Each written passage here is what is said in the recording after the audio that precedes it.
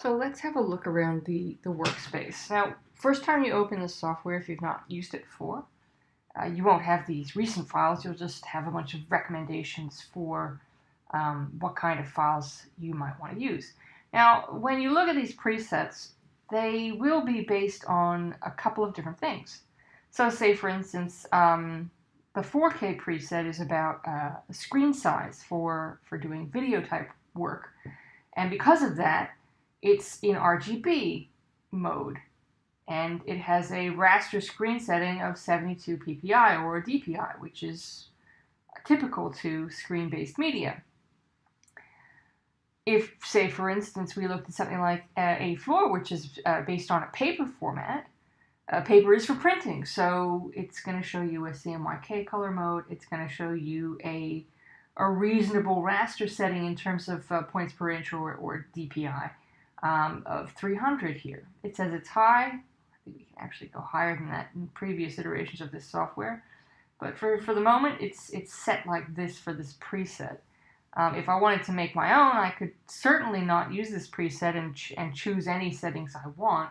For the moment, I'm just gonna go with this because it's fine. Once you've got a selection made and you get into the interface, just hide that for a second. What you see will depend on what particular layout you've chosen. So the web layout will show you different tools, for example, to the Essentials layout or the Essentials Classic layout. Now, I generally will hover in the Essentials Classic space because it reminds me of the past, and I've been using this software for a very long time.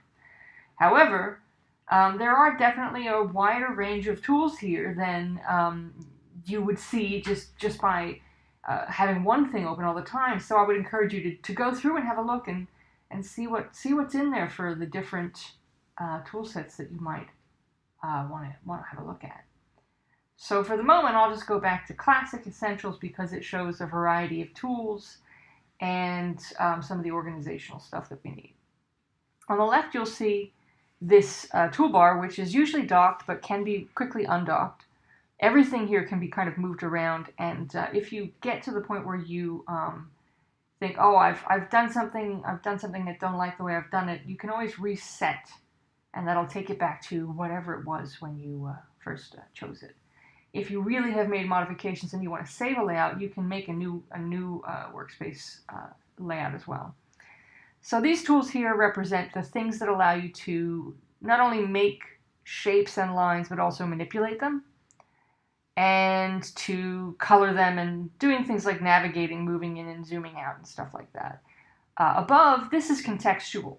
What's up here will change depending upon what it is that you're doing. So say, for instance, if I make something, I get alignment tools, I get some transform tools, I get this isolation mode tool, which allows me to say, okay, you're going to work on this one item and nothing else.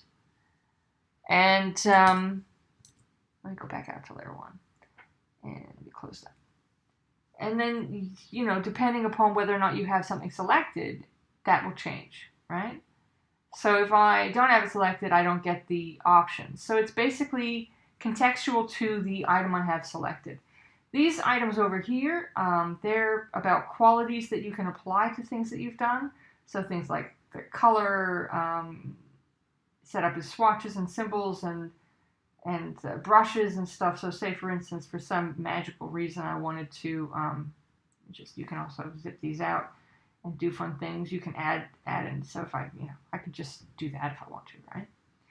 Just make a change. And then say, for instance, I wanted to change the line weight. I can do that. Not to say that this is beautiful, but I'm saying it can be done. If I wanted there to be a gradient, I could do that. If I wanted to make a mask, I could do that. If I want to change the style of it, I can do that. If I want to add some either preset or additional graphic styles, because you can, of course, make your own graphic styles, I can do that. If I want to quickly look at the layers here, I can do that as well. However, I generally will have layers open hiding over yonder.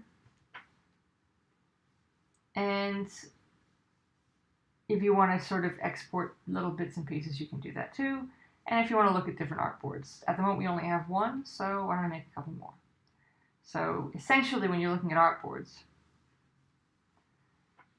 you're looking at making multiple pages upon which to do your work within a single file.